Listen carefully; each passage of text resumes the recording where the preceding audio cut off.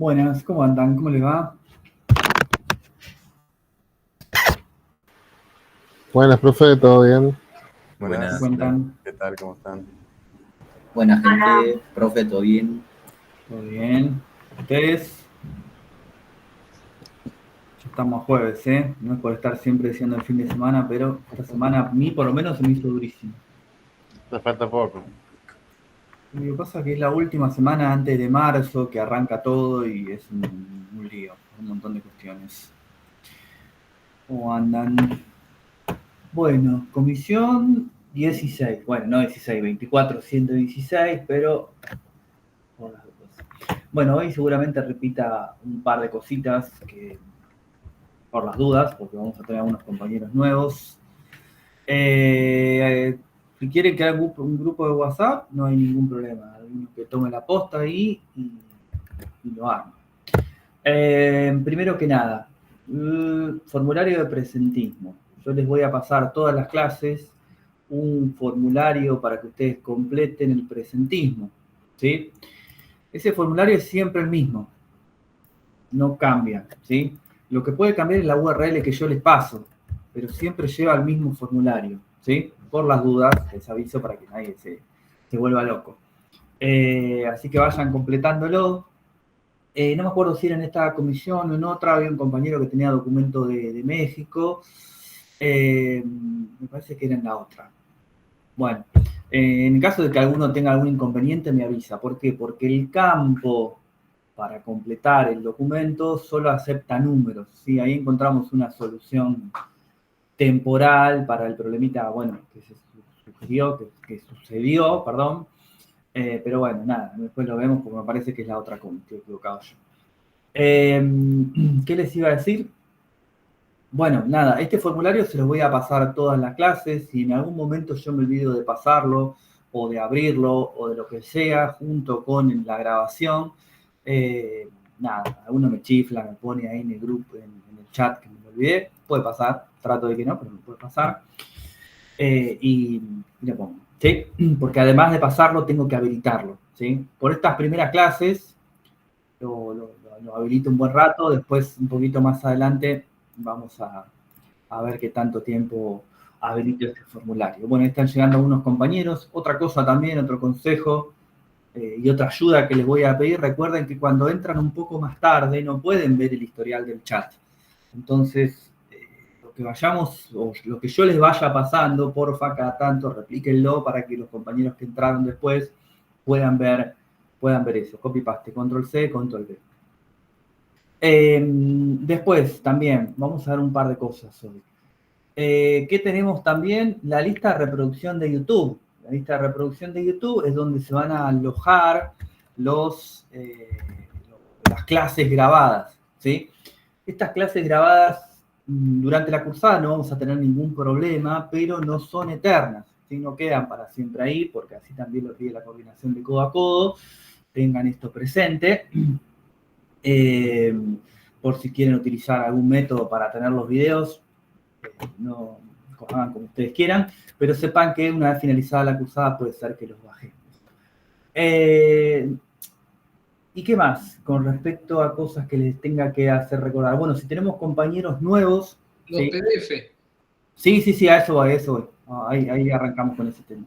Si tenemos compañeros nuevos, recuerden que todo lo que sea administrativo, directamente a la facilitadora, que es, en nuestro caso, Erika Sosa, ¿sí? Yo no los voy a poder ayudar con este tema. Y lo que es aula virtual, recuerden también que esta semana y casi toda la otra no va a estar habilitado aún, ¿sí? Recién se va a habilitar, recién tendrían que reclamar, mejor dicho, si no pueden ingresar o no les llegó nada, el viernes de la próxima semana, porque eso lleva mucho trabajo. La verdad es que no sé cómo lo hacen, si lo hacen con algún volcado masivo sobre una tabla, supongo que sí, porque si lo hacen a mano son 20.000 y pico de alumnos, así que es mucho laburo. Si el viernes de la próxima semana no tienen acceso al aula, recién ahí le empiezan a escribir a Erika comentándole cuál es el inconveniente, ¿sí? Hoy vamos a arrancar a trabajar con HTML, ¿sí? yo tengo una presentación donde vamos a explicar cosas ya puro de la temática del curso. Pero no obstante, antes vamos a arrancar a ver otra cosa que no tiene mucho que ver, o sí, todo tiene que ver con todo, pero bueno, es un tema aparte. El tema que nosotros vamos a ver, lo vamos a ver en profundidad dentro de un par de clases, no muchas. Pero ¿por qué tocamos una parte de ese tema ahora? Porque a mí me va a ayudar mucho, ¿sí? Para yo poder compartirles información y lo mismo para ustedes. Entonces, vamos a encarar, vamos a ver cómo podemos utilizar un repositorio de Git, que yo ya lo tengo creado, pero hasta la clase que veamos Git, que no es dentro de mucho, solamente les voy a mostrar una pavadita, digamos. Esa pavadita les alcanza a ustedes para descargarse la información y después lo vamos a ver en profundidad, ¿sí? Se los digo nada más para que, o sea, porque me encantaría contestar todas sus preguntas, pero vamos a mezclar todo.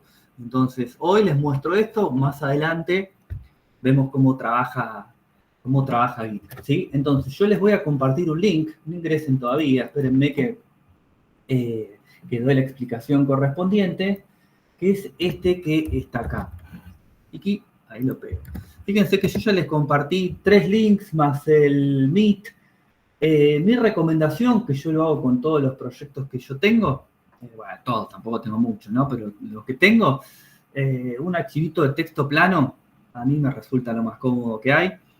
Lo tengo anclado a la barra de tareas, donde ahí escribo todos los links y cosas que necesito, ¿sí? Hay herramientas más copadas, seguro. Para mí el archivo de texto plano me resulta súper práctico, ¿sí? Es rápido, no necesita internet, un montón de cosas. Así que si les sirve, nada, utilicen ese sistema, que es el que a mí me resulta. Bueno, entonces, ¿qué es Git?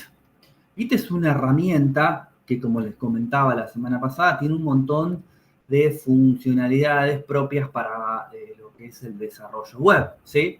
Pero una parte que nosotros vamos a aprovechar va a ser el repositorio de información, ¿sí? Entonces, yo voy a presentar un poquito mi pantalla. Ahí. Voy a entrar a mi cuenta de GitHub, en donde yo tengo un repositorio que es mío, yo se los comparto, en realidad no se los comparto, es público, y cualquier persona va a poder ingresar, ¿sí? Ustedes, si quieren, pueden crearse su propia cuenta de GitHub y ya la tienen para un poquito más adelante, pero el tema es como si fuese una especie, y estoy poniendo una especie, estoy poniendo comillas, en este punto de carpeta compartida, en donde yo les voy a subir información, la carpeta esa o el repositorio ese es de mi propiedad, ustedes no van a poder borrar, ni van a poder subir nada, pero lo pueden ver, ¿sí? Entonces, yo voy a entrar a GitHub, voy a ir a lo que son mis repositorios, ahí está mi foto, y nosotros somos la 16, o sea, este que está acá es el que yo les pasé. En este punto, hasta ahora, el repositorio está vacío, ¿sí? No tiene nada, por eso hay una serie de instrucciones de cómo yo debería trabajar con este repositorio. Yo lo creé hace bastante, antes de que empezara el cuatrimestre, pero hasta ahora no subí nada. Hoy, cuando termine la clase, yo voy a subir la PPT que vamos a ver hoy, más obviamente la que estaba desde la clase pasada. ¿Y cómo lo voy a subir? Voy a crear carpetas que van a tener el número de clase, ¿sí? Yo me voy a ir, por ejemplo, a mi máquina. Estamos en mi máquina. Voy a entrar a esta carpeta que va a tener todo lo que nosotros vayamos trabajando en las sucesivas clases y vamos a hacer así. Yo lo voy a organizar de esta manera y así ustedes lo van a ver. Le voy a poner clase 00 y voy a poner esto que está acá, ¿sí? Voy a crear otra carpeta que diga clase 01 y acá voy a poner la PPT que vamos a ver hoy junto con un ejercicio práctico, lo voy a meter adentro de esta carpeta. Y cuando finalice la clase de hoy, lo voy a actualizar para que ustedes lo puedan ver. ¿Cómo lo van a trabajar ustedes? Por lo menos hasta hoy, ¿sí? El que lo quiere manejar porque ya sabe utilizar Git, no hay ningún problema, lo puede clonar, está todo bien, puede hacer un pool para traerse los cambios y lo que haga falta, pero el que no, directamente vamos a la forma más sencilla. Yo voy a entrar a un repositorio que tengo por acá de pruebas, esperen que llegó alguien. Un repositorio de prueba que yo había entrado hoy. A ver, tengo tantos repositorios, no porque tenga muchas cosas, sino que voy creando por crear y después no los borro. Había uno que se llamaba prueba, este tiene algo de información, ¿sí? Este repositorio es como el que van a ver ustedes cuando yo lo actualice. ¿Vale? Lo único que nos interesa en este punto, hasta la clase de hoy, es este botoncito verde que está acá que dice Code, ¿sí? Yo lo voy a desplegar haciendo clic en el triangulito de al lado de Code, y fíjense que tengo varias opciones. Opciones para yo poder clonar mi repositorio, por eso está esta opción que está acá, y fíjense que tiene un loguito de línea de comando, ¿sí? No lo vamos a ver aún, pero vamos a lo más fácil, lo que está acá abajo, ¿sí? Casi intuitivo, download zip. Yo hago esto y todo lo que está acá, todo el contenido que está acá me lo va a descargar en un archivo zipeado, ¿sí? Recuerden que para utilizar un archivo zipeado, yo voy a necesitar algo para descomprimirlo, ya sea WinRAR o ya sea WinZip. Estimo que la mayoría de ustedes lo debe tener ya instalado, pero por las dudas les aviso, ¿sí?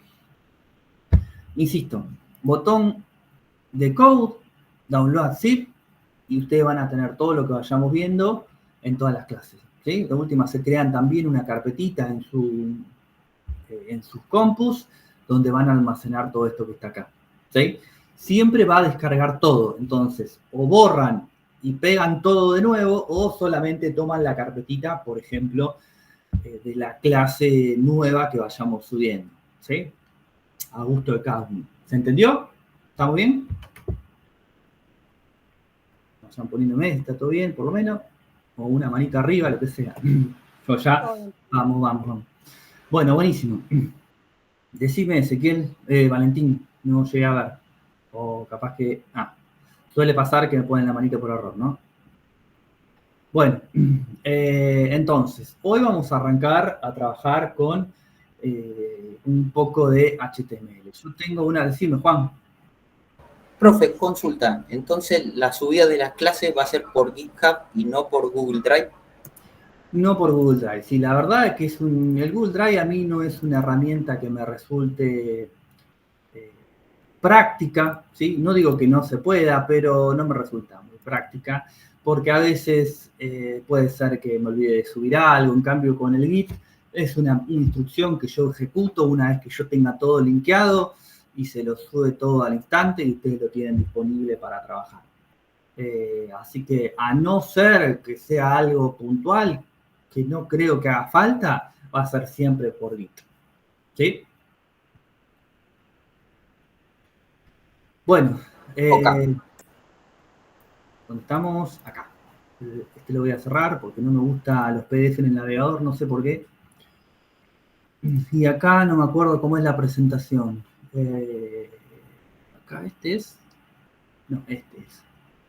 Ahí está, modo de lectura. Bueno, tampoco es que me lo agrandó demasiado. Bueno, hoy vamos a empezar a trabajar, sí, con temática como lo había prometido, ¿sí? Vamos a trabajar con HTML.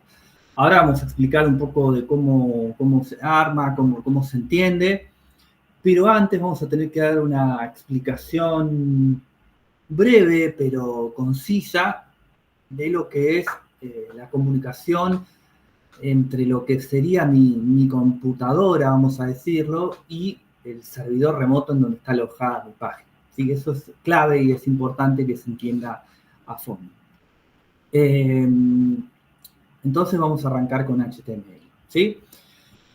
Hay una presentación donde vamos a ver y después, terminando ya la clase de hoy, vamos a hacer un ejemplo para que ustedes puedan jugar un poco de cómo se trabaja con HTML. HTML es una tecnología, y esto es un paréntesis antes de arrancar, muy visual, digamos, y al ser visual resulta muy fácil entenderla o muy intuitiva entenderla, así que no van a tener mayor inconveniente acá, pero no obstante, insisto con esto que mencioné en la primera clase, sobre todo con este tema que quizás es un poco básico, lo que no se entienda, me pregunta o me lo hacen saber en el chat, ¿sí? Y recuerden también que les pedí que cualquier cosa me escriben en el chat y cualquier compañero me dice que hay una pregunta y yo voy y la veo, ¿sí? Porque ahora estoy viendo una presentación, yo la misma que están viendo ustedes. Bueno, estamos comenzando a dar la clase. Siempre va a haber una diapositiva que va a servir como hilo conductor. Hoy estamos en la clase número 1 y la idea es que veamos un poco de esos conceptos básicos de HTML que están punteados en ese ítem cuadrado.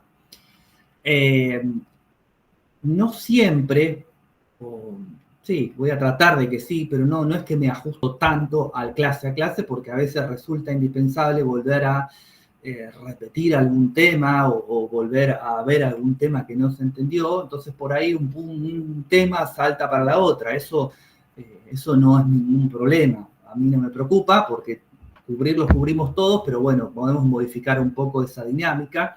Lo que sí recuerden que yo les dije, voy a tratar de no dar ningún tema que esté fuera de la cátedra para que nadie se quede medio confundido sobre lo que hay que ver, ¿sí?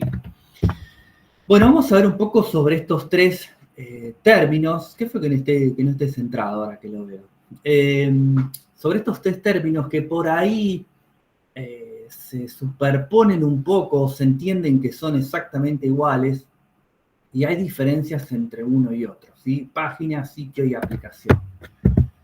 Una página web se la considera, y insisto que a veces la frontera entre uno y otro son un poco confusas o muy finitas, entonces puede confundir un poco. Una página web se la considera un desarrollo básico, sí, que puede llegar a tener cierto dinamismo a través de un código JavaScript o a través de información que yo pueda recuperar desde una base de datos, pero algo muy sencillo, ¿sí? Cuando yo hablo de una página web, lo primero que se me viene a la cabeza es en pensar en algún desarrollo muy pequeño, muy de barrio, qué sé yo, que si queremos, ¿se acuerdan cuando estaba muy en auge hace, son un poco más veteranos como yo, ¿no? 15, 20 años atrás, hacer página web para todo. Tenía página web hasta, no sé, hasta el almacén de barrio. Entonces es una página que probablemente tenga una sola sección, una sola vista, va a estar construido obviamente con HTML, puede tener imágenes, puede tener videos, puede tener, qué sé yo, algún mapita de ubicación. Podría llegar a tener cierto código en JavaScript para poder darle, como les decía, un poco de dinamismo. Inclusive acá en esta presentación hablan sobre tener algún tipo de información de una base de datos. Yo creo que eso pasaría más al siguiente término. Creo que la página web es más sencilla, ¿sí? Es algo no del todo estático, porque al tener algo de código JavaScript puede ser, esperen que me voy a poner el aire, puede ser dinámico, pero no va a ir mucho más de eso, ¿sí? Eso sería una página web. Después, por otro lado, tenemos un sitio web. Un sitio web es un desarrollo que va a ser un poquito más elaborado que una página web, que puede tener varias secciones. ¿Sí? Va a tener una página principal que me podría redirigir a otras páginas. Inclusive, ya está construido, esperen que llegó alguien, inclusive podría llegar a estar construido con alguna aplicación específica para la construcción de este tipo de sitios web, que se me va de la cabeza siempre, yo nunca lo utilicé, pero no sé si vieron alguna vez, sobre todo lo pasan en los canales de cable, Wix, que es como si fuese una aplicación, una aplicación que arrastrando elementos hacia una pantalla en blanco, es como un autoconstructor de sitios, ¿sí? Uno puede arrastrar y poner un botón, uno puede arrastrar y poner un título, inclusive estas aplicaciones tienen una serie de plantillas que podemos utilizar para construir nuestro sitio web. Y si ustedes se fijaron o prestaron atención a estas propagandas, un poquito de... En todo momento habla de sitio web, ¿sí? Nunca habla de aplicación. ¿Por qué? Porque para hacer una aplicación necesito construir otras cosas que sería muy difícil hacerlas con estos programas, ¿sí? Yo no soy crítico de ninguna herramienta, mientras sirva, bienvenida sea. Estas herramientas, en definitiva, si bien nos van a ayudar a construir estas páginas mucho más rápido y solamente tirando elementos, por atrás se construye código HTML, ¿sí? Un navegador web no entiende otra cosa que no sea código HTML. Yo no puedo ponerle, no sé, una imagen y que per se el navegador entienda esa imagen, ¿sí? Tiene que estar construido con código HTML. No estoy diciendo que yo no pueda poner una imagen dentro del código HTML, pero sí o sí tiene que seguir una instrucción específica con unas propiedades específicas para yo poder imprimirlo, poder dibujarlo en la pantalla, ¿sí? Estas aplicaciones, páginas o sitios web de alguna manera están un poco... Esperen que voy a poner... ¿Llegó alguien? Claro, hay un montón, Melanie, hay un montón. Yo nombré Wix porque es la que conozco, pero sí, hay un montón de todos tipos y colores. Tanto las páginas web como los sitios web per se, no les voy a decir que ya no están de moda, pero empiezan a estar fuera ya. ¿Por qué? Porque hoy por hoy las aplicaciones que se construyen tienen cierto dinamismo, tienen ciertas funcionalidades que no me las pueden dar ninguno de estos dos primeros términos, ¿sí? No digo que no se puedan seguir haciendo, que no haya un mercado, pero no es la mayoría, ¿sí? Y por último, tenemos lo que es una aplicación web. La aplicación web es, digamos, la cereza del postre. ¿Por qué? Porque una aplicación web va a tener todo lo que mencionamos anteriormente, pero además va a tener cierto dinamismo que lo van a hacer mucho más potente, ¿sí? Para yo crear una aplicación web, un desarrollo, voy a necesitar sí o sí de código HTML más CSS para poder construir nuestras páginas, pero esas páginas web también van a tener una funcionalidad que sí o sí van a requerir de un lenguaje de programación para poder persistir la información. Y si yo voy a persistir la información, también voy a necesitar un motor de base de datos que esté gestionando una base de datos para poder almacenarla. Cuando yo menciono la palabra persistir, estoy hablando justamente de que la información quede guardada en el tiempo. Yo desenchufo el servidor, cosa que no debería pasar, y esa información queda guardada cuando yo lo prendo de nuevo, ¿sí? Cuando yo lo enchufo y lo prendo de nuevo. Estas aplicaciones web, obviamente, para construirse van a requerir de un lenguaje de programación y podrían recurrir también a necesitar un framework o librerías, ¿sí? Un lenguaje de programación, ¿cuál podría ser? Cualquiera, ¿sí? .NET, PHP, Java, Python, si quieren Visual Studio, ¿por qué no? Visual Basic, no Visual Studio, y el que se les ocurra, C++, C Sharp, lo que sea, ¿sí? También pueden requerir utilizar librerías o framework, ¿sí? Yo más o menos les dije lo que era un framework la clase pasada. Un framework es un conjunto de herramientas que a mí como desarrollador me van a ayudar a que yo pueda construir una aplicación de manera muchísimo más rápida, ¿sí? Por ejemplo, y les doy un ejemplo súper claro y puntual. Laravel es un framework para PHP, ¿sí? Yo puedo crear un proyecto en Laravel que a la hora de indicarle cuál va a ser mi base de datos, solamente le tengo que indicar eso. Mi base de datos va a ser esta. todo el código necesario para conectarme con esa base de datos ya viene prefabricado. No tengo que poner una cadena de conexión, no tengo que encargarme de que haya un catch try, no tengo que hacer nada. Lo único que le tengo que decir es el nombre de la base de datos es este, ¿sí? ¿Por qué? Porque no lo puede saber, nada más. Es el único dato que necesita. Todo lo demás ya viene preconstruido, ¿sí? Si yo tengo que empezar a hacer un desarrollo desde cero con cualquier lenguaje de programación, tengo que tener todas estas cosas que les mencioné anteriormente en cuenta a la hora de gestionar mi conexión con mi base de datos. Puedo requerir también de alguna librería. Una librería es también una herramienta, pero con la diferencia de que me sirve para una sola tarea.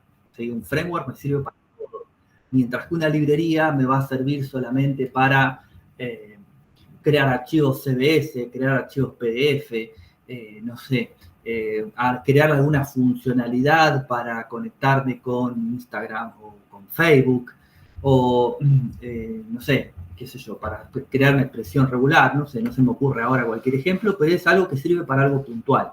Tiene un montón de herramientas una librería, pero para algo puntual, para crear un PDF o para crear un CSV, ¿sí?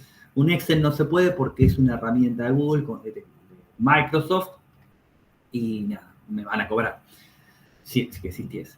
Pero sirve para algo puntual, ¿sí? Y obviamente una aplicación web va a requerir la asistencia de un desarrollador web. Ahí habla de profesional, ¿sí?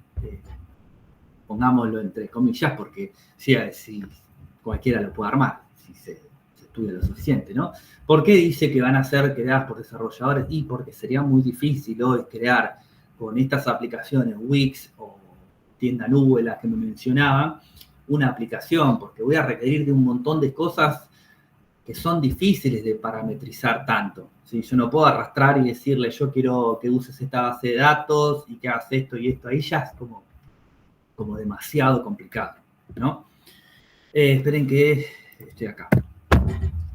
Y existen todavía, pero esto ya es algo que sí está un poco de modé, que son las aplicaciones de escritorio. Una aplicación de escritorio se instala en el equipo y se ejecuta desde el equipo, sino desde el navegador.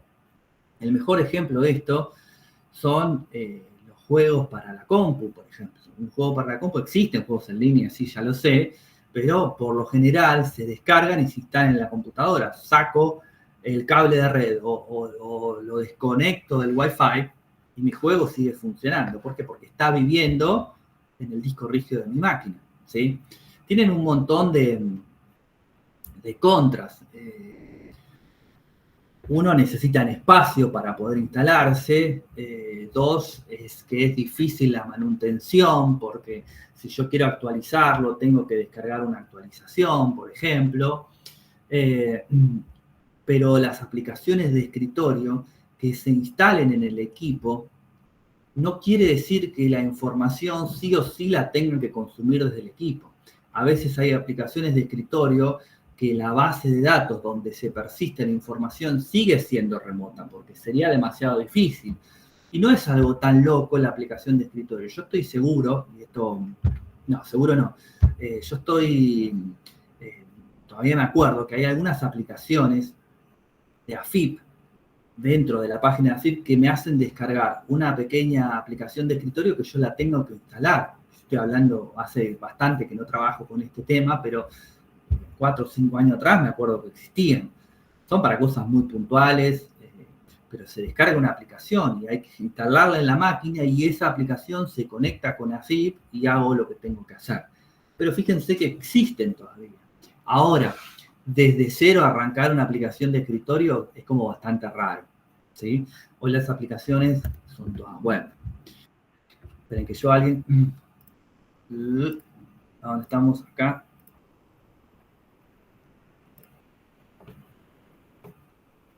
Me tiré un error, pero después entré, ok, listo, lo vamos acá. Bien. Bueno, una aplicación web, que es lo que nosotros vamos a apuntar en esta cursada, tiene una serie de características que la hacen inmejorable, ¿sí? Primero que yo puedo ingresar a través de una URL, nada más que eso, ¿sí? ¿Y cómo funciona una aplicación web? vamos a aprender una serie de palabras que las vamos a ir viendo durante todo el curso. Una aplicación web va a funcionar de la siguiente manera. Va a recibir a través del navegador un pedido, ¿sí? Ese pedido puede tomar muchas formas, pero es un pedido, ¿sí? Y sobre ese pedido, el servidor va a tener que brindar una respuesta, ¿sí? Y acá aparece una terminología bastante usada, que lo van a escuchar todo el tiempo, que es el famoso request. Un request es, a través de la URL, yo le voy a decir al servidor, necesito que me devuelvas información, o te mando esta información para que vos hagas algo. Y el servidor le va a dar una respuesta. Esa respuesta se llama response. A toda request hay un response, ¿sí? ¿Por qué les digo que va a tomar varias formas? Porque yo puedo hacer una solicitud del tipo post, puedo hacer una solicitud del tipo get, puedo hacer una solicitud del tipo put, delete, y hay algunas otras más, ¿sí?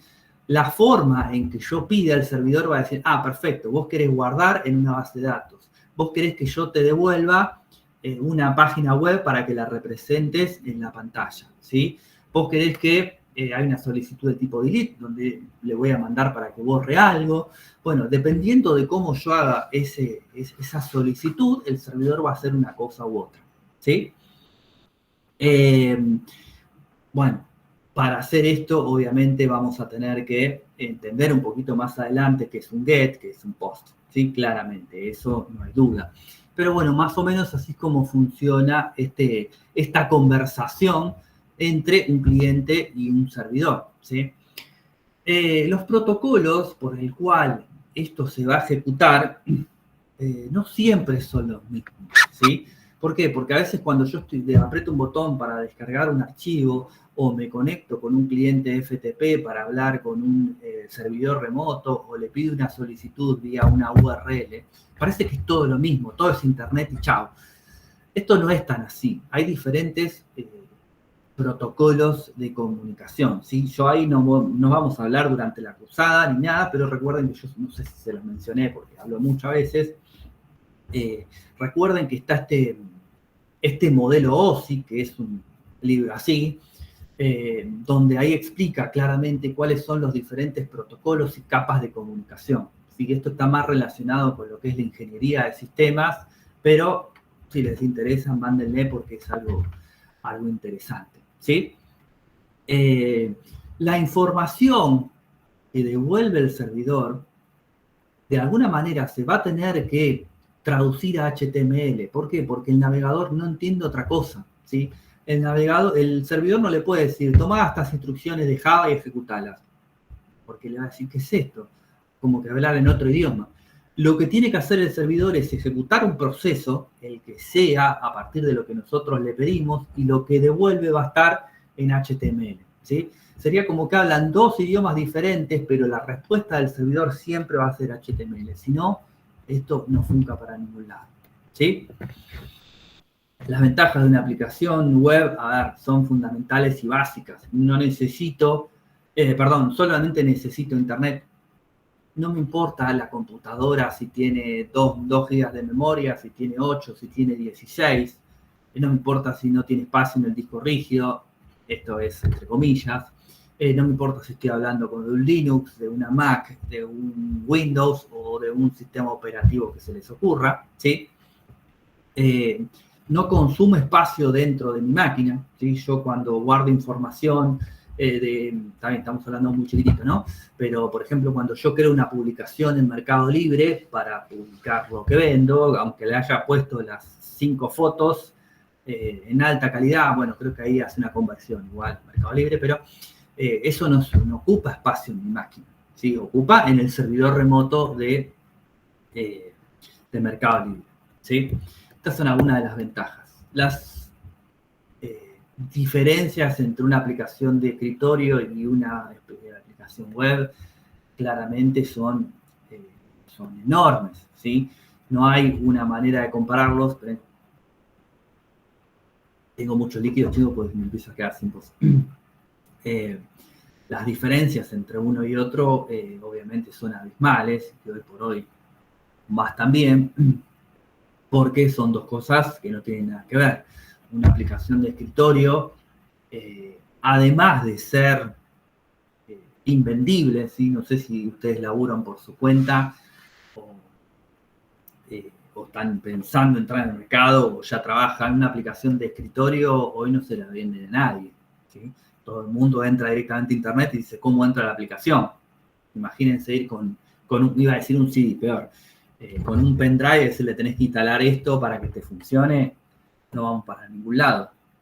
Yo hace muchos, salía, estoy viendo si hay preguntas, perdón. Yo creo que la última aplicación de escritorio que hice, si mal no recuerdo, fue en el 2007 o el 2006. Así que imagínense cuántos años hace ya que es algo que no va más. Y no sé cuánto habrá durado. No porque estuviera mala, sino porque no sé cuánto tiempo lo usaron. Y obviamente, hoy por hoy, todas las aplicaciones que uno trabaje son aplicaciones web. ¿Sí? Vamos. Ay. Bueno, acá viene lo jugoso y lo que es lo que nosotros tenemos que entender a fondo. ¿Qué es un frontend y qué es un backend? Todo lo que se ejecute del lado del cliente, o sea, todo lo que se ejecute en mi navegador web, es lo que nosotros vamos a considerar como... Ay, esperen que está medio colgado. Frontend, ¿sí? ¿Qué quiere decir? Todo el código HTML, sumándole mi código CSS y agregándole la funcionalidad necesaria a través de JavaScript, es lo que yo voy a poder ejecutar en el frontend, ¿sí? En mi computadora. Yo voy a dar este ejemplo medio tonto, pero que podría llegar a hacer una diferencia que vale entre el frontend y el backend. Vamos a suponer que yo me estoy registrando en una página cualquiera, ¿sí? Yo me tengo que registrar mediante un usuario que va a ser un mail y una contraseña que va a requerir que tenga una mayúscula, una minúscula, números y algún carácter especial, ¿sí? Y además, yo, porque soy medio olvidadizo, la semana pasada yo ya me había registrado. Entonces nosotros tenemos, cuando yo me voy a registrar de nuevo, tenemos dos tareas. Tengo que validar que lo que yo esté queriendo ingresar sea un mail que cumpla con los requisitos de la contraseña y después tengo que ir al servidor a revisar que no esté ya registrado, ¿sí? Parecen dos tareas que tranquilamente se las damos al servidor y que lo haga él, ¿sí? Pero hay tareas que no hace falta que las haga el servidor, porque yo las puedo hacer tranquilamente en el navegador, pero otras que es imposible hacerlas en el navegador. ¿Por qué?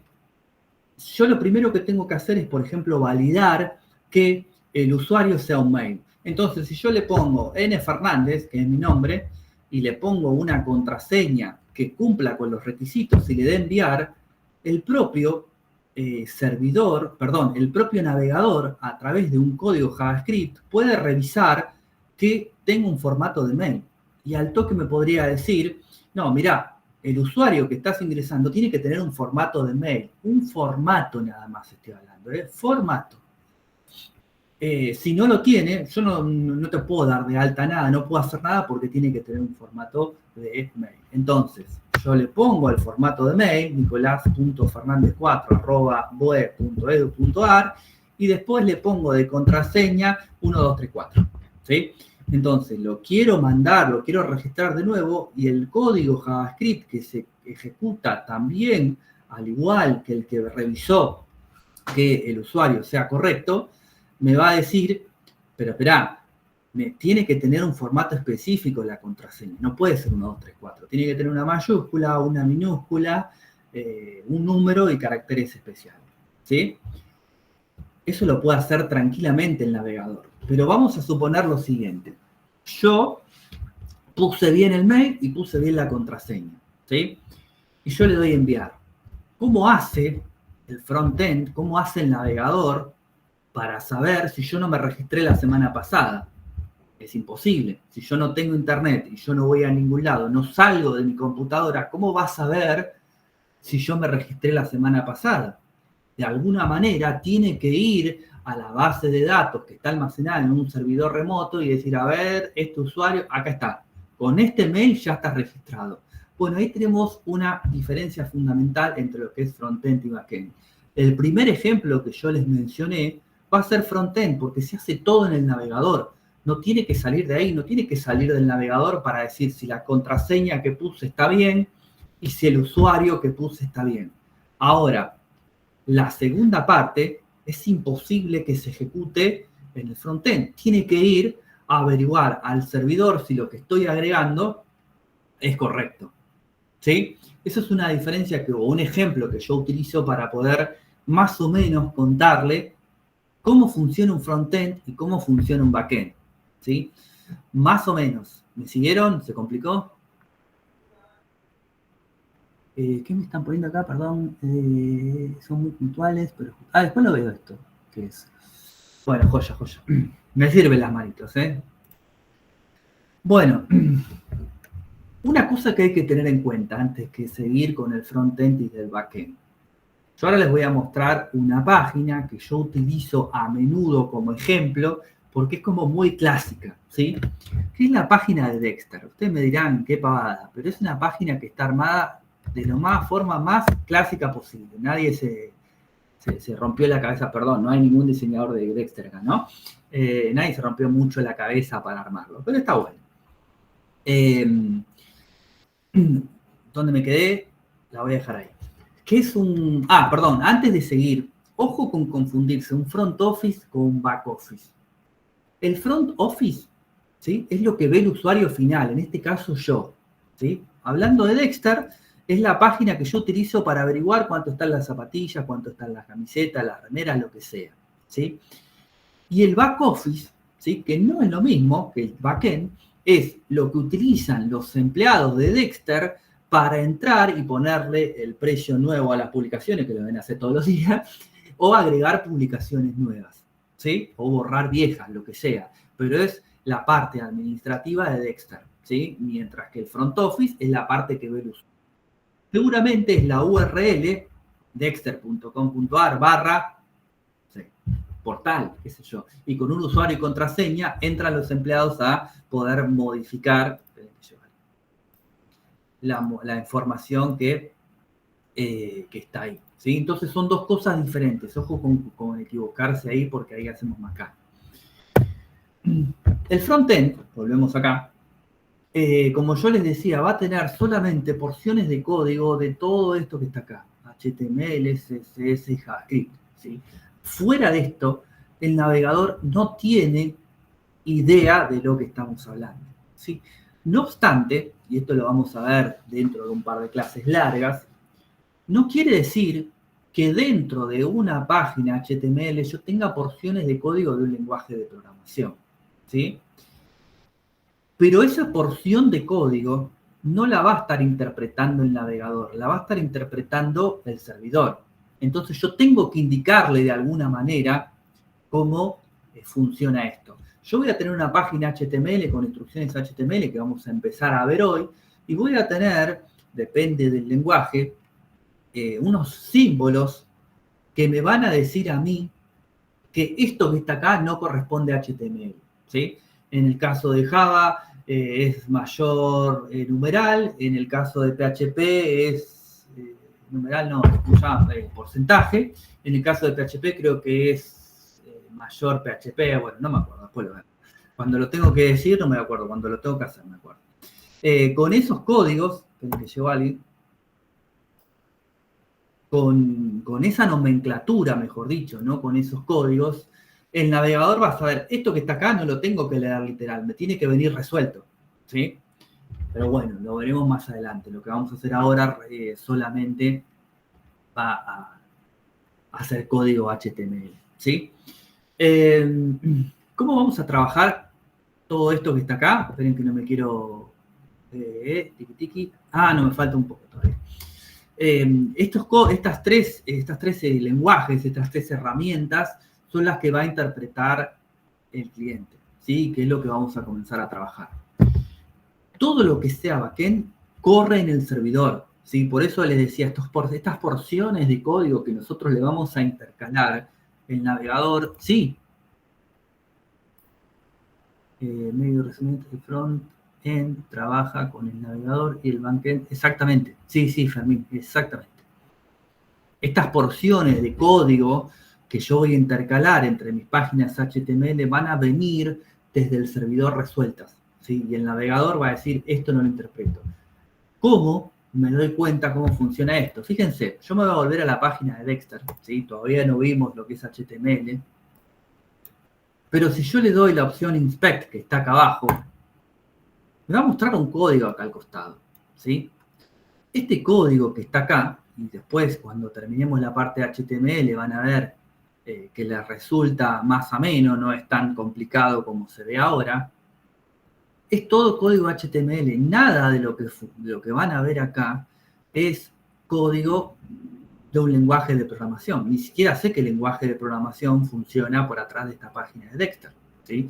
Son todas etiquetas HTML puras. Sin embargo, ustedes, por ejemplo, acá van a ver imágenes, van a ver, por ejemplo, esta zapatilla que está acá, pero lo que está acá es el código HTML. No hay ninguna regla en donde ustedes van a poder leer que la instrucción que se ejecutó desde el lado del servidor para obtener la imagen de esta zapatilla junto con el precio, 143.000 pesos, Dios, junto con el precio, con los talles disponibles, no van a ver ninguna instrucción de esa. Solamente van a ver lo que se tiene que dibujar en la pantalla, ¿sí? Entonces, todo lo que se ejecuta en el navegador es código puro de HTML, ¿sí? Vuelvo acá. Y todo lo que se ejecuta en el servidor es a partir de código HTML, pero que procesa algún lenguaje de programación, ¿sí? Y repito, puede ser el que sea, esto no varía en función del lenguaje de programación. Todos los lenguajes actuales son web, sí, supongo que sí, capaz que me equivoco en alguno, pero son todos web, ¿sí? Esto que está acá es un gráfico que está dando vueltas en internet hace 1 millón de años, pero es tal cual, ¿sí? Y sirve muchísimo. Fíjense que está bien separado todo lo que es el backend y todo lo que es el frontend. ¿Por qué? Porque nosotros en este curso vemos lo que se llama full stack, ¿sí? Que el full stack es un rol que toma una persona en donde cubre más o menos todos los aspectos de lo que es el desarrollo web. ¿Está bueno? Sí, pero muchas empresas requieren de los full stack solamente para que tengan un conocimiento de todas las partes, ¿sí? Pero no hay como un perfil full stack hoy por hoy que le den un proyecto y le digan, vos haces todo, chau, nos vemos en Disney.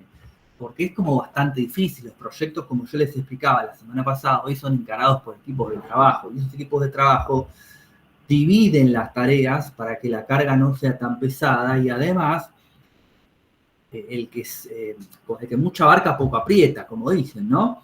Entonces, hay perfiles específicos que trabajan como backend y hay perfiles específicos que trabajan como frontend. Yo, en mi trabajo, hay un equipo de diseño que es el que se encarga de hacer todo lo que es las interfaces de usuarios y nos la brindan a nosotros. Pero ¿qué pasa? Si yo no tengo un conocimiento, aunque sea mínimo, de cómo trabaja esa interfaz, me resulta muy difícil enchufar todo. Yo necesito entender cómo funciona esa interfaz. Y eso es lo que apunta un poco este curso, ¿sí? Entender todas las partes para poder entender mejor el total del proyecto, ¿sí? Todo lo que es frontend va a tener la lógica de cliente, que la lógica de cliente es el propio JavaScript, y es el ejemplo que yo les mencioné hace un rato de que poder validar si un usuario cumple con el requisito de que sea un mail. Cuando hablo de lógica, hablo de una regla de negocio, decirle, mirá, lo que está acá tiene que cumplir con ciertos requisitos, ¿sí? Lo que está como se dice, paz, no me salía, me trabé, tiene que tener ciertos requisitos, ¿sí? Entonces, de ahí en más se encarga el backend, pero hay una lógica al lado del cliente, hay una regla de negocio, hay un algoritmo, ¿sí? Un algoritmo es un pequeño puede ser grande, ¿cómo se llama? Un pequeño código, ¿sí? Que cumple ciertos requisitos. Esto va aparte, nosotros no lo vemos, pero para que un algoritmo funcione, tiene que cumplir 4 o 5 requisitos. Les voy a decir 2 nada más. Uno, que siempre devuelva el mismo resultado. 1 más 1 tiene que ser 2. No puede ser 1 más 1 hoy 2, mañana 1 más 1, 5. ¿Sí? Tiene que tener un resultado único. Tiene que tener un principio y un fin. ¿Sí? Véanlo si quieren por su cuenta, pero hay reglas para que un algoritmo tenga lógica. Pero si no me voy de tema y ya son casi las 6.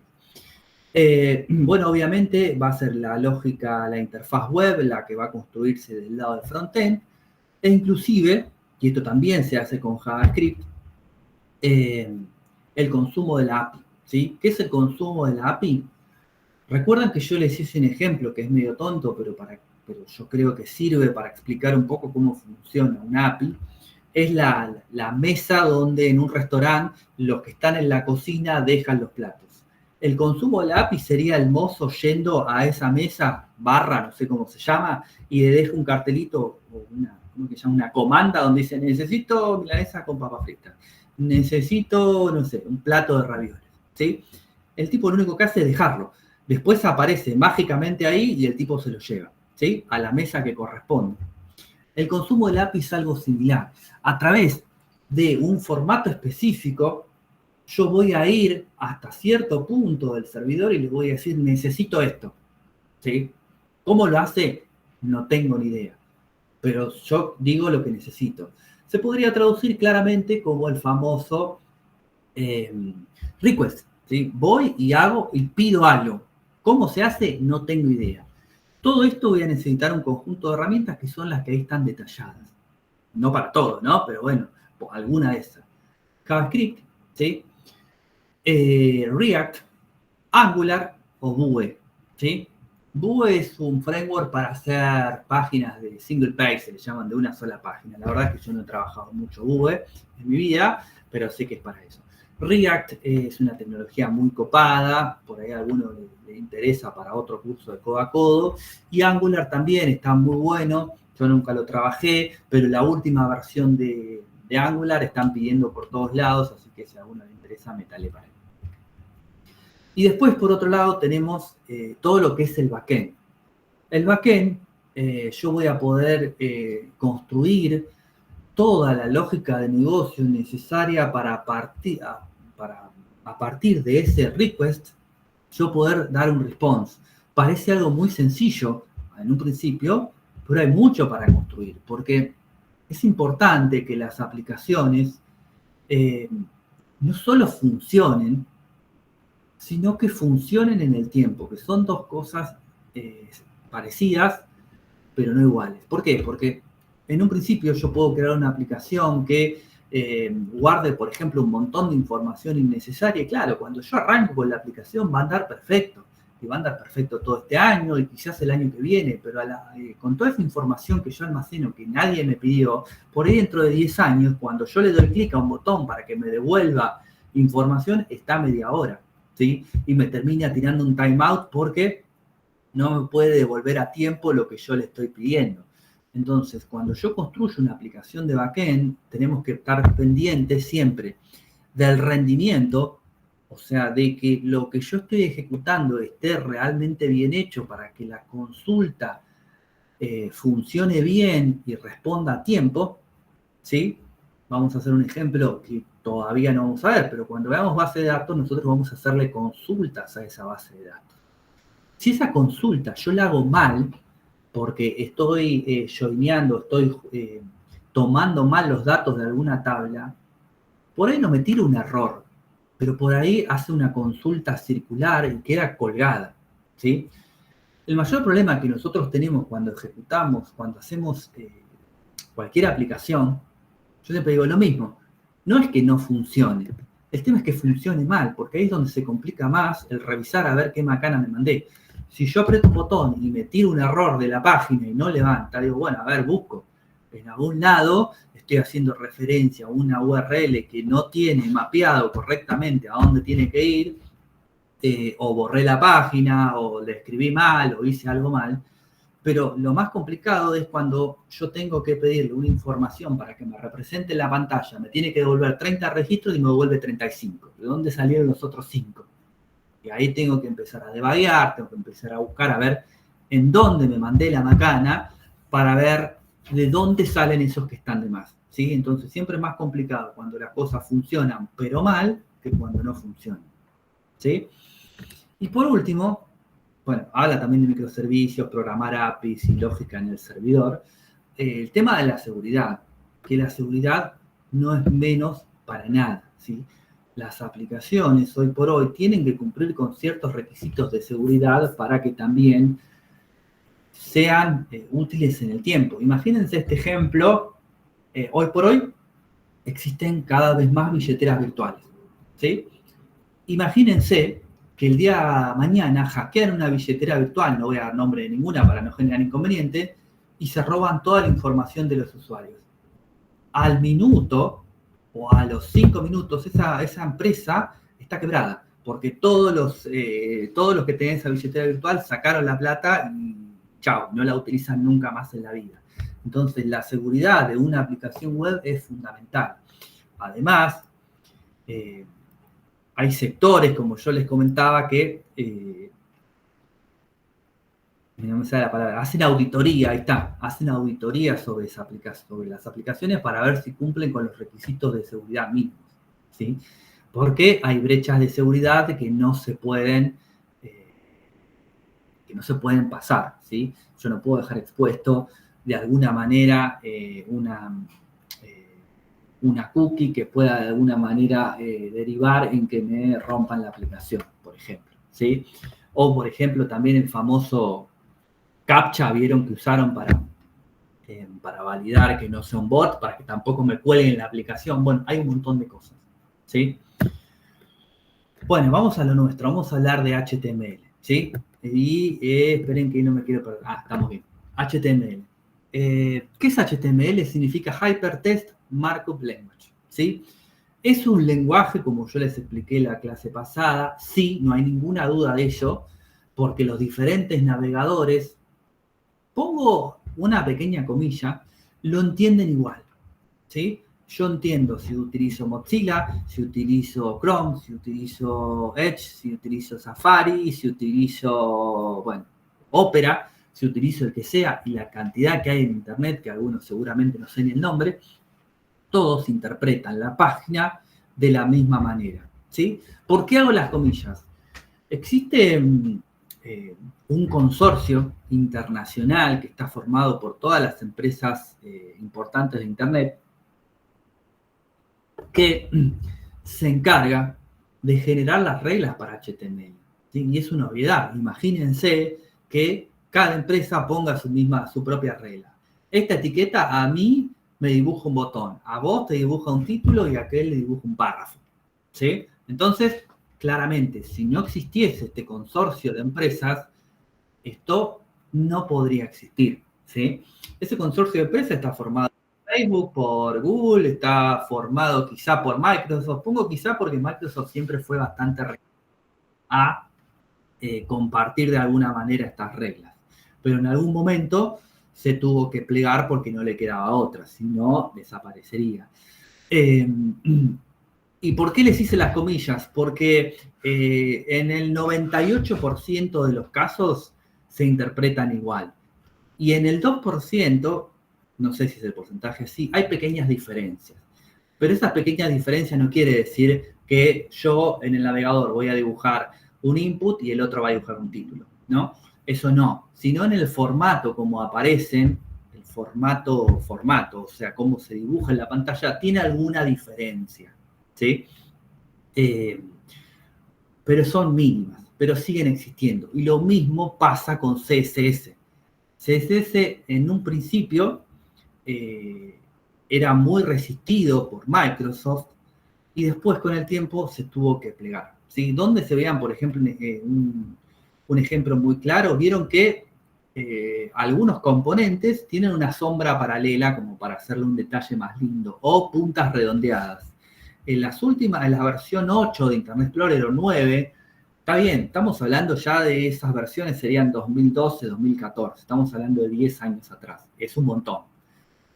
No las interpretaba, o sea, yo veía en Chrome puntas redondeadas en un botón y si lo abría en Internet Explorer me abría cuadrado. ¿Por qué? Porque Microsoft decía a mí esto no me gusta, ¿sí? O tenía su propio código para poner las puntas redondeadas. Entonces, cuando yo creaba mi hoja estilo en cascada, tenía que decirle, para Mozilla usa esto, para Chrome usa esto, para Internet Explorer usa esto. Cosa que era súper engorroso. Entonces, en algún momento dijeron, muchachos, vamos a ponernos de acuerdo porque estamos volviendo loco a la gente. Y más o menos ahora están todos en la misma. Pero, insisto, Microsoft siempre tiene alguna queja. Y no tengo nada contra Microsoft, pero es así. Esta estructura, este código HTML, va a tener como 3 bloques de etiquetas. Unas que definen la estructura, una que definen la semántica y otra el contenido. ¿Y cuál es la diferencia entre uno y otro? Vamos a tener etiquetas que no se van a dibujar en la pantalla, no van a representar nada en la pantalla, pero me van a decir cómo va a estar armada mi página, ¿sí? Una parte de configuraciones, una parte donde va a estar todo lo que voy a mostrar en la pantalla. ¿Sí? La parte de configuraciones, ojo que no es poco, porque es importante. Después voy a tener un bloque de etiquetas que es las etiquetas semánticas. Las etiquetas semánticas son las que van a estar dentro de lo que yo voy a visualizar en la pantalla, pero no las voy a visualizar en la pantalla. ¿Por qué? Porque estas etiquetas van a representar dentro de lo que yo voy a visualizar en la pantalla diferentes partes de mi página, ¿sí? Si yo vuelvo a la página de Dexter, ¿sí? Yo les dije que era una página súper clásica, fíjense que yo voy a tener una parte superior que si yo cambio los diferentes solapas, no me sale, la parte superior no cambia, ¿sí? Seguido de la parte superior yo tengo una parte que es un menú de navegación, ese tampoco cambia, a pesar de que yo me vaya moviendo, ¿sí? Voy a tener una parte central, ¿sí? Donde el contenido sí va a cambiar.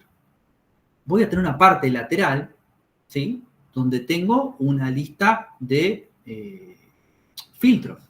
Y al final de todo, voy a tener una parte donde yo voy a tener un pie de página, ¿sí? Entonces yo puedo diferenciar diferentes partes dentro de la parte visual de la página que yo voy a ver, ¿sí? Si ustedes esto lo extrapolan a Mercado Libre, va a ser lo mismo. Mercado Libre va a tener una parte que no cambia, donde yo voy a tener un menú y un encabezado, toda la parte central, que esta es información que sí va a cambiar, y al final de todo, muy abajo de todo, Mercado Libre es mucho más amplio, también voy a tener acá, apenas se ve, un pie de página, ¿sí? Entonces son secciones que están definidas dentro de mi página, ¿sí? Y por último voy a tener el bloque de etiquetas, que son las de contenido, que son las que cuando yo las escriba, algo van a dibujar en la pantalla, ¿sí? Botones, textos, títulos, imágenes, mapas, videos, audio, ¿sí? Todo eso lo voy a definir a través de una etiqueta en particular, ¿sí? Esperen que ya vamos. ¿Cómo funciona? Bueno, ya se los expliqué hace un ratito, pero en definitiva, lo que yo voy a el navegador lo que va a hacer es leer estas etiquetas HTML, igual que como lo leeríamos nosotros, de arriba hacia abajo y de derecha hacia izquierda, ¿sí? HTML tiene un flujo de trabajo, que no lo vamos a ver ni la clase que viene, calculo que la siguiente, que yo en un principio no lo voy a poder romper, ¿sí? En un principio, digo. O sea, todas las etiquetas van a venir así y yo así las voy a leer. No hay manera de que yo pueda decirle, esto ponela acá al lado o esta que está acá abajo, quiero representarla acá arriba. Si lo querés representar acá arriba, sacala acá y ponela acá arriba. Pero la lectura va a ser así, de arriba hacia abajo y de derecha a izquierda, y eso yo no lo voy a poder modificar, ¿sí? Así se va a dibujar la página. Insisto, En HTML puro no lo puedo modificar, por las dudas. Bueno, me pasé. ¿Qué vamos a utilizar para trabajar esto? ¿Sí? Esto va en gusto de cada uno, lo que yo les voy a comentar. Pero ¿por qué les digo que va en gusto de cada uno, pero no sería lo mejor? Porque se pueden utilizar distintas herramientas para trabajar con una página web. ¿Sí? El problema que tenemos, si bien todas sirven para lo mismo, el problema que tenemos es la distribución de los elementos dentro de la herramienta. ¿Sí? Si yo les digo, vayan al botón tal, y yo uso Visual Studio Code, ustedes Visual Studio algunos, otros usan el Notepad++, otros usan Eclipse, otros NetBeans, otros IntelliJ, les tendría que estar diciendo, en Visual Studio Code vayan a tal lugar, en IntelliJ vayan a tal lugar, en Eclipse vayan a tal lugar, y así con todos los CIDE, ¿sí? Sería súper complicado de trabajar. Entonces, pueden utilizar en sus hogares o mismo conmigo, si es que ya están cancheros, cualquiera, sí. Pero yo voy a utilizar el Visual Studio Code. El Visual Studio Code es una herramienta de Microsoft, vieron que no tengo nada contra Microsoft, que la voy a bajar, Visual Studio Code, de la página oficial, ¿sí? Entro acá, y cuando yo entre acá, le voy a dar descargas o le voy a dar directamente acá. ¿Por qué? Porque me va a bajar la última versión estable, o sea, la última versión que no es una beta y que está súper comprobada de que funciona bien, y automáticamente también me va a detectar cuál es mi sistema operativo, ¿sí? En este caso Windows, el que tenga otro sistema ahí le va a decir otra cosa, y es bastante sencillo de instalar, porque eso es lo que tiene de bueno Microsoft. Perdón, es siguiente, finalizar, no tiene vuelta, ¿sí? La única opción que ustedes pueden aprovechar para instalar, yo no me lo descargo porque yo ya lo tengo instalado, es una que dice que si quieren que agregue una opción para abrir directamente carpetas con el Visual Studio Code. ¿Y eso cómo sería? ¿Sí? Vamos a hacer lo siguiente. Me voy a venir acá, ¿sí? ¿Esta es nuestra comisión? No, nuestra comisión es la 16, ahí. Yo creé la clase 01. Voy a entrar acá, ahí les voy a pegar la PPT, y voy a crear acá ejercicio 1, ¿sí? Lo que yo les digo que tiene Visual Studio Code, que está piola, yo no lo instalé, pero porque tampoco me acostumbro, es parado sobre esta carpeta, ustedes, así como yo tengo este loguito que está acá, que no es lo mismo, ahora les explico lo que es, este es el hermano mayor, pueden tener un loguito similar a este que diga abrir Visual Studio Code. Entonces les abre en esta carpeta el Visual Studio Code. ¿Qué es esto que está acá? Es el Visual Studio de Microsoft, ¿sí? Es el producto de Microsoft que es pago, ¿sí? Visual Studio. Es pago, pero también viene una versión gratuita. Lo que pasa es que es mucho más pesado, ¿sí? ¿Dónde está? Fíjense que yo puedo descargar el Visual Studio. Fíjense que este es violeta. Y acá también tienen un link a la página de Visual Studio Code. Y este es azul. Bueno, tampoco es igual, ¿no? Son parecidos, pero bueno. Los diseñadores no tenían muchas ganas de trabajar y lo hicieron nada mal y lo cerraron acá. Lo pueden descargar y tiene una versión community, ¿sí? Pero es del 2022. Qué raro que no hay una versión más nueva. Bueno, no importa. ¿Este sirve? Sí, sirve también, pero este es mucho más pesado. Tiene un montón de herramientas que no sé si las vamos a utilizar, entonces no se vuelvan locos, ¿sí? Además está solo para Windows, fíjense. No se vuelvan locos, descarguen este que está acá, el Visual Studio Code. Visual Studio Code es súper gauchito, funciona siempre y además tiene una posibilidad que lo tienen todos los IDE, pero no está tan popularizado como para Visual Studio Code. Una vez que ustedes lo tienen instalado, lo abren. Esperen que yo acá tengo que cerrar algo que dejé abierto. Profe, ¿necesitamos alguna extensión para usar Java ahí en Visual Studio Code? Ah, eso vamos. Ahí listo. Perdón. no pasa nada.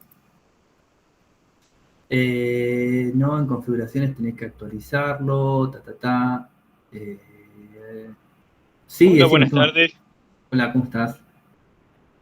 Sí, perdón por unirme tarde, el horario. No pasa nada. ¿Querías preguntar algo, Tomás? No, solo que me pasé en el presentismo, así, bueno, no me bochan. Ah, bueno, dale, no pasa nada. Todavía nosotros para la parte de Java, inclusive me parece que vamos a utilizar Eclipse. Con respecto a los IDE, eh, es lo mismo que yo le decía la semana pasada a los lenguajes de programación de una torta. Uno no puede decir cuál torta es mejor, ¿sí? Porque eso va en gustos. Entonces, Nico, no sé si es mejor IntelliJ para Java, ¿sí? A mí me gusta Eclipse y por ahí es mejor, a vos te gusta IntelliJ, a otro le gusta NetBeans, inclusive podés utilizar Visual Studio Code con Java. Por eso va en gustos. No me voy a meter ahí en esa pelea porque es puramente gusto. A mí me gusta Eclipse porque siempre lo utilicé y ubico los componentes de manera, las funciones, no los componentes, de manera más rápida y sigo utilizando Eclipse. Una vez que hayan instalado Visual Studio Code, se van a encontrar con una interfaz como esta, ¿sí? Ahí está vacío, no tiene nada abierto. Yo lo que voy a hacer es abrir primero una carpetita, que es la que acabo de crear, ¿sí? Si tuviese la extensión esa donde yo puedo abrirlo directamente de la carpeta, sería más práctico, pero nunca me acostumbré a utilizarla. Yo voy ahí. Y como es una carpeta vacía, ¿sí? No tiene nada. ¿Sí? Le ponemos que confiamos en lo que está ahí y es una carpeta vacía. Ahora, como bien me preguntaba la compañera recién, Visual Studio Code tiene un conjunto de funciones adicionales que yo le puedo instalar que se llaman extensiones. ¿Sí? Las extensiones, al igual que los IDE que yo les estoy mencionando, hay de todos los gustos, colores y formas. ¿Sí? Yo les voy a decir algunas que yo tengo, pero si ustedes consideran que hay alguna que es más práctica, mejor. ¿Qué es una extensión? Es una pequeña herramienta que yo le voy a instalar al Visual Studio Code que tiene una función a veces súper sencilla, pero muy práctica, ¿sí? No sé, hay extensiones, por ejemplo, que me pintan de color dónde empieza un if y dónde cierra, ¿sí? O dónde empieza una etiqueta y dónde cierra. O hay funciones, por ejemplo, para trabajar con Git, que también me pintan de color algún texto que no está actualizado en el Git aún. O hay extensiones que me ayudan con la escritura predictiva, ¿sí? Si yo estoy trabajando con PHP o con Java y yo estoy escribiendo una instrucción de Java, me la autocompleta y me dice, ¿querés que te la complete? Aprieto Tab o le hago clic con el mouse y me la completa solo y yo tengo que ponerle nada más, qué sé yo, el nombre del método, pónganle. Pero resulta súper cómodo porque no tengo que escribir tanto código. Nosotros en un principio vamos a escribir 3, 4 líneas de código, pero después vamos a escribir 300 y mientras más tiempo yo gane, mejor. ¿Qué extensiones tengo yo? Para trabajar con HTML, les digo, tengo no sé cuántas extensiones tengo. Yo tengo instaladas, y si quieren, después vienen el video y se las descargan, esta que se llama EJS Snippets, es para trabajar con HTML5.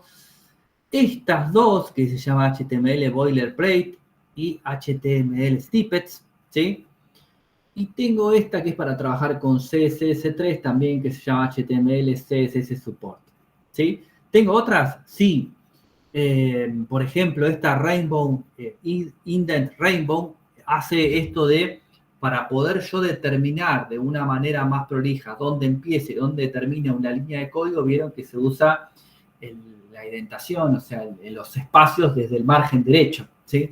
Bueno, esto lo que hace, me pinta de colores, en barras de colores, dónde empieza y dónde termina cada bloque. Nada, se acostumbran después con el tiempo, pero hay cosas que están buenas. Y otra que ustedes podrían instalar, que va a ser muy práctico, es el Live Server. Cuando yo empiece a escribir código HTML, yo voy a tener que refrescar todo el tiempo mi navegador. El Live Server lo que hace es crear un servidor virtual, entonces yo no tengo que refrescar el navegador con un Enter, sino que directamente me lo hace automático. Instálense todas esas, después si me voy acordando de otras se las voy diciendo, pero con esas vamos a ir más que bien. Voy a volver acá a los dos hojitas y voy a crear un archivo nuevo, ¿sí? Este archivo nuevo le voy a poner un nombre específico, index.html, ¿sí? El nombre tiene una razón válida, una razón específica, ¿sí? Los contenedores web, Tomcat, por decir uno, van a buscar este archivo index como entry point de una aplicación. ¿Qué es un entry point? Es la primera página por donde se empieza, ¿sí? Yo puedo tener 10 páginas en una aplicación web, pero ¿por dónde arranco? ¿Qué voy a ir directamente a mostrar las publicaciones si no me lo guié? Entonces, este archivo va a ser el que funcione como punto de entrada. Por acá tenés que empezar a mostrar vos, navegador, la aplicación, ¿sí? O sea, acá va a ser, no sé, el usuario y contraseña, o el bienvenidos, o la página de Dexter que les muestra los productos del día sin ningún tipo de selección, ¿sí? Por eso tiene ese nombre. Yo lo que voy a escribir acá, fíjense, HTML, y le voy a dar a la opción que tiene esta herramientita que está acá, que dice 5. Y autoescribió un pequeño código, pero esto es de la PPT que nosotros estábamos viendo, tiki, tiki, la estructura, ¿sí? Yo voy a necesitar como mínimo esta estructura que está acá para poder comenzar a trabajar, ¿sí? Yo voy a tener una etiqueta que se llama doctype, ¿sí? Que le va a decir al navegador lo que está escrito a continuación está en HTML, ¿sí? Y después voy a tener una etiqueta, y ya acá empezamos a hablar de etiquetas que se abren y se cierran. Fíjense que la primera no se repite, es solamente doctype. Pero a partir de esta que está acá, HTML, fíjense que yo la pinto y me marca la misma etiqueta acá abajo. ¿Por qué? Porque esta etiqueta se abre acá arriba y se abre acá abajo. Todo lo que esté contenido dentro de estas dos etiquetas va a ser el contenido de mi página, ¿sí? Acá tenemos algo que vamos a ver la clase que viene. Fíjense que está pintado de otro color, tiene un igual y un valor, ¿sí? Esto es una propiedad. Esta va a ser mi etiqueta y esta va a ser una propiedad. Esta propiedad que está detallada acá es que la página que yo voy a escribir va a estar en inglés, ¿sí? Si yo le pongo SP, no me acuerdo si es SP o ES, creo que es ES, bueno, siempre me olvido, después me fijo. Es que la página va a estar en español, ¿sí? Si yo le pongo IT, creo que es que va a estar en italiano. Si le pongo otro código, va a ser alemán. Y si le pongo otro código, va a ser en ruso, ¿sí? Pero yo ya le estoy avisando o preavisando al navegador, lo que viene a continuación va a estar en otro idioma, ¿sí? Vamos a dejarla en inglés por ahora. Después tengo una sección que se llama head, ¿sí? Dentro del head, que no es header, ojo que a veces se confunden con eso, dentro del head va a estar la configuración de mi página, ¿sí? Y vamos a ver que tiene 3 etiquetas, ¿sí? 2 que no tienen etiqueta de cierre, solo de apertura, y una que tiene de apertura y de cierre, ¿sí? La primera de ellas habla de un char set, ¿sí? Se llama meta, va a tener meta información de esta página y tiene una propiedad que se llama char set. ¿Cuál es la propiedad char set? Es que el contenido de esta página va a tener un juego de caracteres que es UTF-8. ¿Qué es un juego de caracteres? Es indicarle al navegador que yo voy a utilizar este conjunto de caracteres. El UTF-8 es el más normalizado que hay. ¿Por qué? Porque hay otros, ¿sí? Si yo pongo otro juego de caracteres que no sea UTF-8, por ahí tengo problemas con las diéresis o con, ¿cuál es el otro? Con los acentos o con algún carácter un poco más difícil, digamos, o complicado que no sea las letras y números de la A a la Z, ¿sí? Entonces, este juego de caracteres lo dejamos tal cual porque es el más común. Este otro código que está acá, el viewport, lo vamos a ver cuando veamos todo lo que tiene que ver con diseño, digamos, con CSS. Y después tenemos una etiqueta que se llama title. Esta etiqueta, si bien está dentro del head, es la única que va a representar algo de información en mi documento. Pero no en el cuerpo, sino que lo que está en la etiqueta title es lo que se va a dibujar en la solapita de mi navegador. Si yo le pongo el famoso Hola Mundo, cuando yo ejecute la solapita de mi navegador va a escribir Hola Mundo, ¿sí? Y lo más importante, que es donde nosotros vamos a trabajar o donde vamos a concentrar todo nuestro trabajo, va a suceder en el body, ¿sí?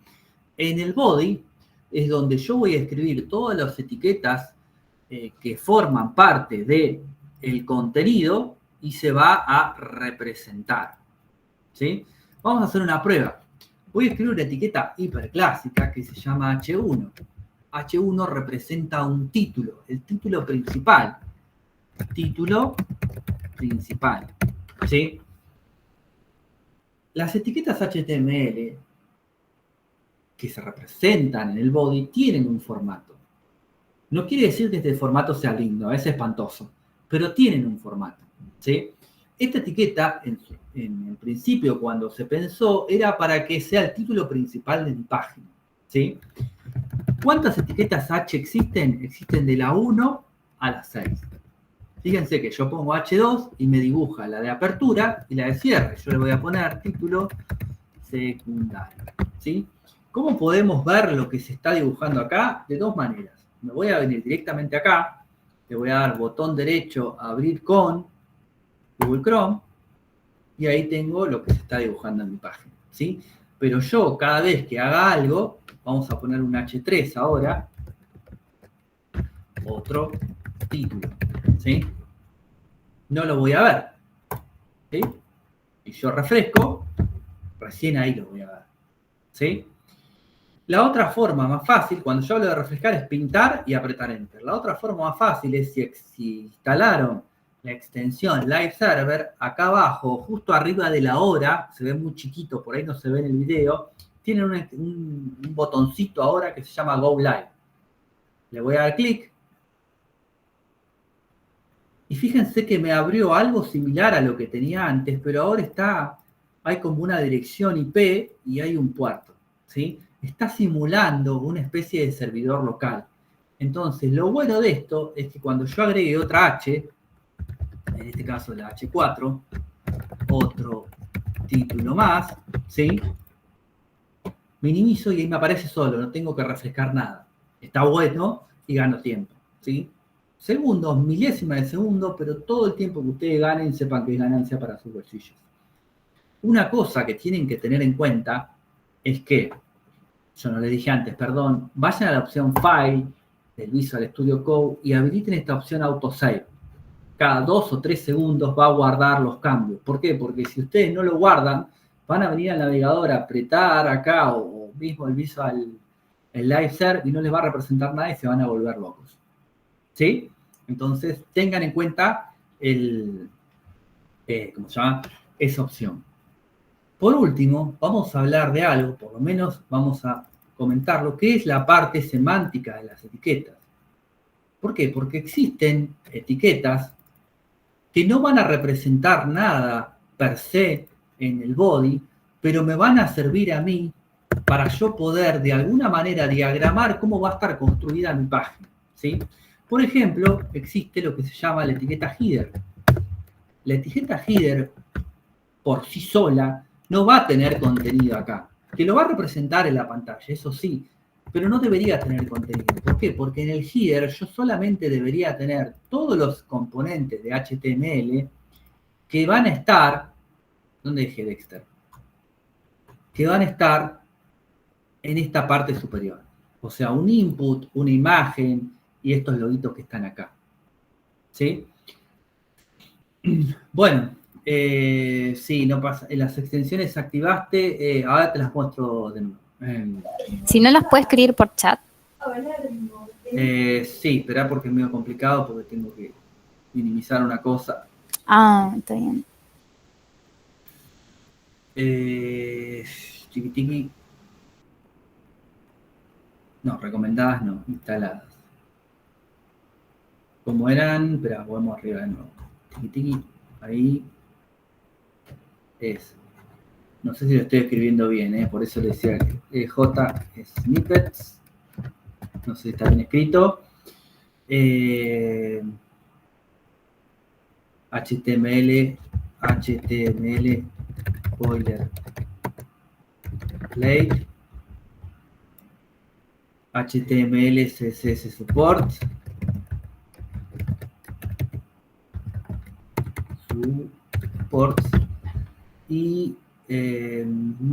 extensiones en las que montan las etiquetas, claro. Y HTML snippets. HTML snippets. Esas extensiones lo que hacen es ayudarte a escribir este código de manera más fácil, ¿sí? O, por ejemplo, que te pares acá y te indique acá abajo cuál es la que cierra. Si no, lo que podés hacer, si querés ver exactamente lo que hacen, es te parás sobre ella, vamos a esta, y acá te indica todo lo que hacen. ¿Sí? ¿Ves? Acá te dice y te indica también la puntuación y la cantidad de descargas, la podés deshabilitar o la podés desinstalar. Acá te va indicando todo lo que hace cada una de estas extensiones. ¿Sí? Bueno, y el live server, ¿te acordás que te dije que era, Nico, que vos no tenías que refrescar todo el tiempo la página, sino que te la mantiene actualizada? Yo escribo acá algo nuevo, en este código que está acá, y automáticamente vengo al navegador donde me lo está representando y ya aparece. No tengo que venir acá y apretar Enter sobre la URL para que la vuelva a recargar, sino que me la mantiene todo el tiempo actualizada. ¿Sí? Bueno, chicos, en la medida de lo posible para la próxima clase, vieron que no es tan complicado, fíjense si pueden tener instalado lo que les mostré y por qué no hacer este mismo ejemplo que yo hice. ¿Sí? Yo ahora se lo voy a subir, voy a actualizar el Git y le voy a subir todo, pero fíjate que quizá es otro, Steffi, porque si no me tendría que aparecer a mí también. Y no me dice que Ahí me está fijo. aplicado. Ok, te aparece como pues, tachadito. Sí, fíjate que quizá hay como varios usuarios, ves que este dice Teadong Wu, debe ser un chino, ¿no? Pero por ahí te aparece de otra persona. Ahí me fijo, gracias. ¿Qué es lo que apretabas? HTML, te aparece en una serie de opciones y apretás la que dice HTML 2.5. Bueno, voy a dejar de grabar porque no me puedo pasar de la hora porque si no